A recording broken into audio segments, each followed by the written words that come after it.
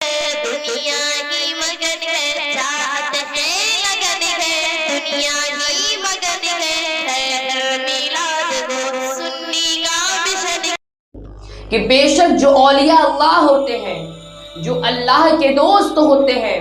جو اللہ کے صدیق ہوتے ہیں، جو اللہ کے قریب ہوتے ہیں، جو اللہ کے برگزیدہ بندے ہوتے ہیں، جو اللہ کے ولی ہوتے ہیں، وَلَا خَوْفٌ عَلَيْهِمْ وَلَا هُمْ يَحْزَنُونَ، نہ ان کو کسی چیز کا خوف ہے اور نہ ہی کسی چیز کا غم ہے۔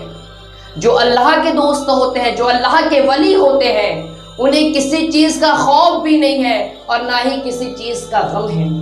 ماضی میں ان کے ساتھ کیا ہوا، ماضی میں ان کے ساتھ کیا حادثات ہوئے،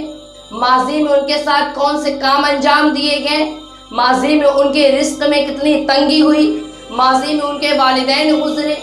ماضی میں ان کی اولادوں کے ساتھ بے حرمتی ہوئی، تو انہیں اس چیز کا غم نہیں ہے، کیونکہ وہ جانتے ہیں کہ رب ذوالجلال جو کرتا ہے اس میں بندے کے لیے بہترین پوشیدہ رہتی ہے، اس میں بندے کے لیے بہتر پنج پوشیدہ رہتا ہے، اور جو رب ذوالجلال کرے گا وہ ہمارے لیے اچھا کرے گا۔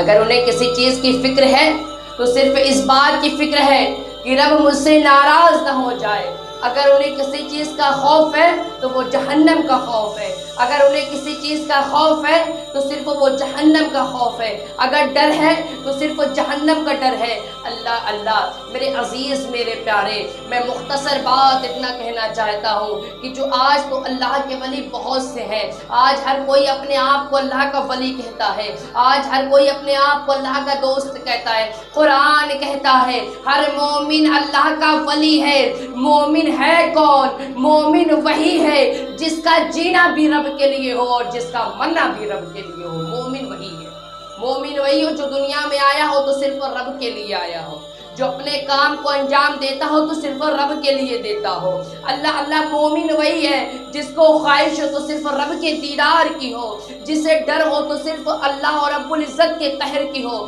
جس کے دل میں محبت ہو تو صرف رسول عربی کی ہو، جس کے دل میں خواہش پنپتی ہو تو صرف اہل بیت کی محبت کی ہو۔ اللہ اللہ میرے عزیز میرے پیارے، جو ولی وہی ہے جو ایمان والا ہو، جو تقوی والا ہو، جو پرہیزگاری ہو۔ تو ایمان والا کون ہے؟ تقوی والا کون ہے؟ کیا وہ تقوی والا ہے جس کے ہاتھوں میں تسبیح ہو، زبان میں بس زبانی ہو؟ اللہ اللہ میں ایک بات ضرور کہنا چاہتا ہوں کہ جو اللہ کا ولی ہوتا ہے اس کا دل تمام برائیوں سے صاف رہتا ہے، تبھی اللہ کی محبت اس کے دل میں پناہ لیتی ہے، تبھی اس کے رسول کی محبت اس کے دل میں پناہ لیتی ہے۔ میری بات توجہ کریے، میری بات توجہ کر کے سنیے۔ اللہ اللہ جیسے کوئی جگہ ہے وہاں پہ گندگی پھیلی ہوئی ہے، وہاں پہ نجاست لگی ہوئی ہے، وہاں پہ مغلظات لگے ہوئے ہیں، تو میں آپ سے پوچھتا ہوں کہ آپ اس مقام پر بیٹھنا پسند کریں گے جس پر گندگی لگی ہوئی ہے؟ بیٹھنا پسند نہیں کریں گے۔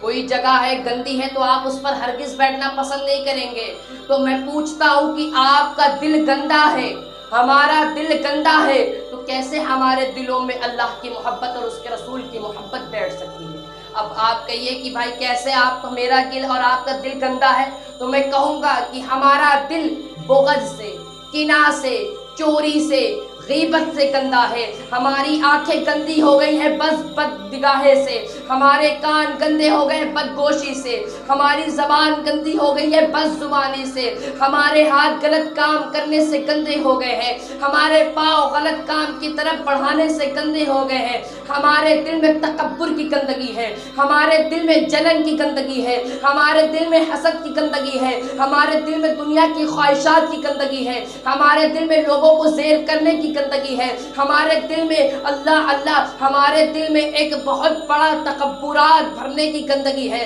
ہمارے دل میں انا کی گندگی ہے، ہمارے دل میں بحث بازی کی گندگی ہے، ہمارے دل میں بے ادبی کی گندگی ہے، ہمارے دل میں دنیا کی باتوں کی گندگی ہے، ہمارے دل میں دنیا کی چال و چلن کی گندگی ہے۔ اللہ اللہ یاد رکھو جن کے دلوں میں اتنی گندگیاں پناہ لیتی ہو اس کے دل میں اللہ اور اس کے رسول کی محبت ہرگز پناہ نہیں لے سکتی۔ اگر اپنے دل میں اللہ اور اس کے رسول کی محبت کی پناہ چاہتے ہو، اپنے دل کو اللہ اور اس کے حبیب کے نور سے منور کرنا چاہتے ہو، اللہ کے حبیب کے محبت سے اسے رنگین کرنا چاہتے ہو، تو ایک کام کرو، اپنے دل کو عشق رسول، عشق نبی سے منور کرو اور اپنے دل میں بھری ہوئی گندگیوں کو تم دور کر دو، اپنے دل میں بھری ہوئی گندگیوں کو دور کر دو۔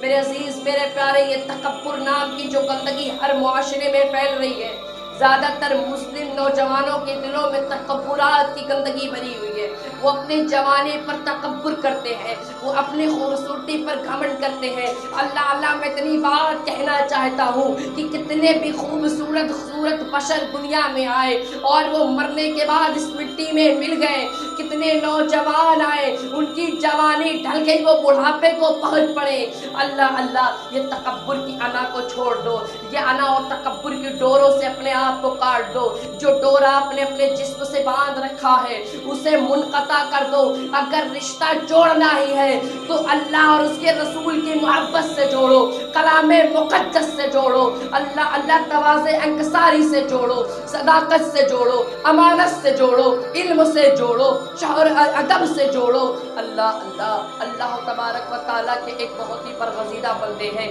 امام غزالی علیہ رحمت و رضوان، بہت پہنچے ہوئے ولی ہیں، ہم تمام لوگ ان کے نام سے واقف ہیں۔ وہ بہت بڑے مصرف تھے، انہوں نے کئی کتابیں لکھی ہیں، اللہ ان کی کئی حکایتیں ہیں جو انسان کو راہ باطل سے راہ حق کی طرف لاتی ہیں، ان کی کئی ایسے الفاظ ہیں جو انسان کو جہنم کے راستے سے جنت کے راستے کی طرف لے آتے ہیں۔ اللہ امام غزالی علیہ رحمت و رضوان کا جب وصال ہو گیا تو آپ کے دور میں رہنے والا ایک اور عالم جید تھا، جو بھی اس وقت عالم تھا اور ولی اللہ بھی تھا۔ جب امام غزالی کا وصال